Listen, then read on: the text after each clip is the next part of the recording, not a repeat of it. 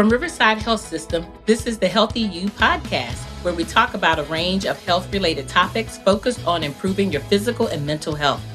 We chat with our providers, team members, patients, and caregivers to learn more about how to maintain a healthy lifestyle and improve overall physical and mental health. So let's dive in to learn more about becoming a healthier you.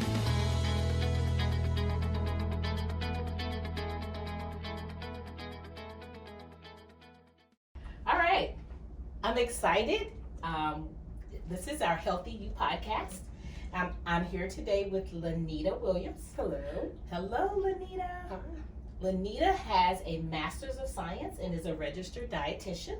Yes. So really excited to have you, and she's a clinical dietitian at Riverside Regional Medical Center. So how are you? I'm well today. Thank you, Frankye. Appreciate you guys having me today on the Healthy You podcast. So just really excited and nervous, but really excited. Yes. So our topic today is the nutrition and the immune system. Mm-hmm. What is the link?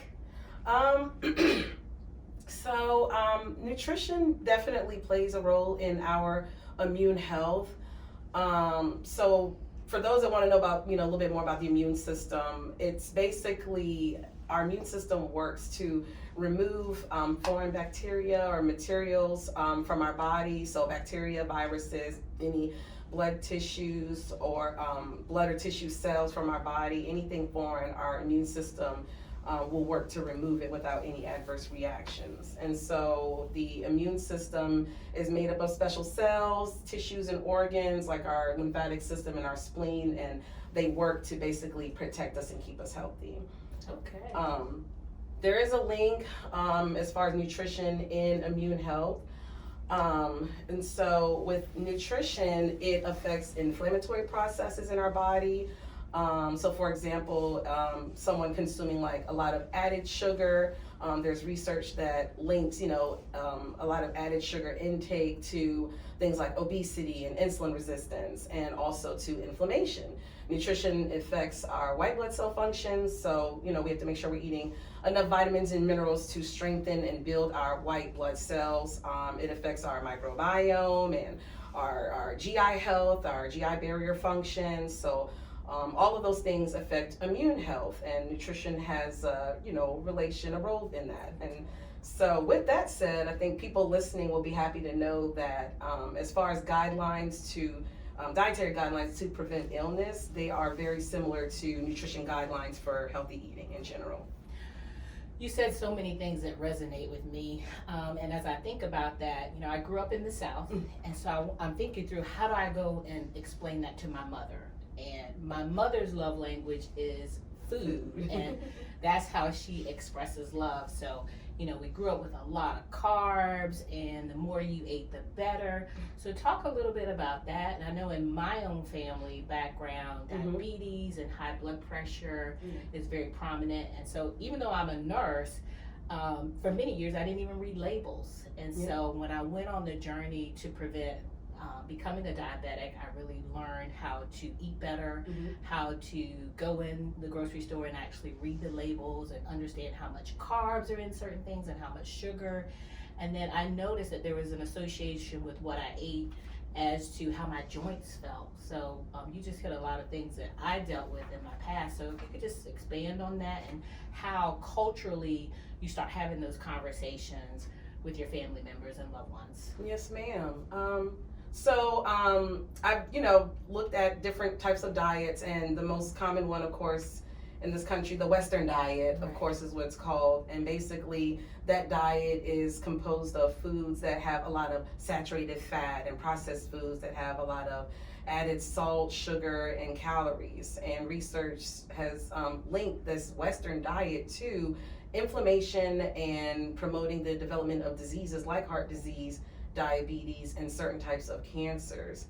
And having that conversation, I guess, with your family is just really talking about going to a diet that promotes intake of those foods. Like the Western diet, it has includes those foods that we need for our health. I mean, it doesn't include as much of those foods that we need for our health, like fruits and vegetables, whole grain foods, legumes, which is our beans and peas and lentils, and fish, like our fatty fish.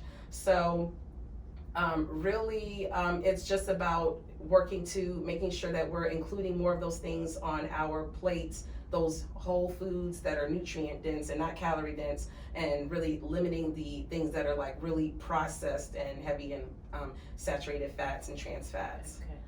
So there is truth to some of the things you used to hear growing up, like an apple a day keeps the doctor away, eat your vegetables, all of those things, and drink plenty of water. Yeah, and that's something that I really have to plan out. I know that we get busy, but 8 cups of water a day is, what is your thought process around getting in hydration and making sure you get in enough fluids each day, and the impact that it has on the body and on your immune system? Definitely hydration is important. And then as far as like how much water, I get that question a lot sometimes, how much should I drink? And sometimes that can vary. It can depend on a lot of things. It can depend on like your activity level, for sure, or whatever illness, if you're taking certain medications or anything like that, if you have an illness that you might need to restrict and not drink as much fluid. But a good rule of thumb is I usually tell people to kind of just pay attention to their body and like paying attention to like signs for dehydration, like checking your urine. If you're making sure that you're not noticing like a dark color, should be like a pale yellow, and making sure you're not feeling like tired or just feeling like your mouth is really dry and you're just having a hard time concentrating. So just paying attention for signs of dehydration, but just really drinking plenty of water with your your meals, of course, drinking when you're thirsty, taking sips throughout the day, just kind of paying attention to how you feel. Okay, great information. Talk a little bit about sodium intake and you hear a lot about congestive heart failure. And so how do you begin to monitor and really look at what you're taking in as far as your sodium and the impact that it has on your heart? For sure. Yes, sodium, definitely a link there with heart disease.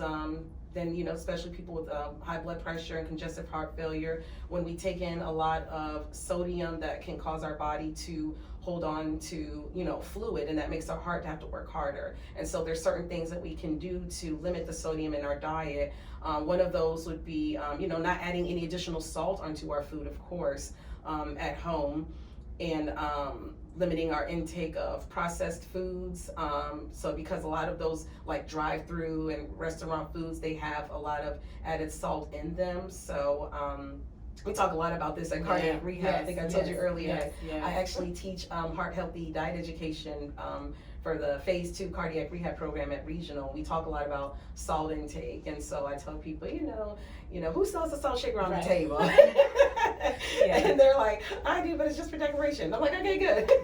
But so we talk about a lot about cooking from home with fresh ingredients. So going to the store and getting fresh proteins, fresh fruits and vegetables, or frozen, and then they prepare it with herbs and spices to add that flavor, using substitutes to add the flavor, like lemon juice or vinegar, those things that don't have any salt in them, to bring out the flavor. And when they prepare it at home, they can control what goes into it. That and just again, moderation, I preach a lot about. So enjoying your food is it's important for sure, but just making sure not to enjoy too much of it.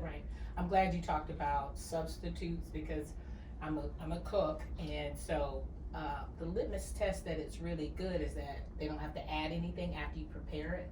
So I do put a lot of things in my food, and I had to really learn how to use garlic and onions and not so much of all of the different seasonals and accents and different things that may have increased sodium. So that's really good feedback as it relates to that.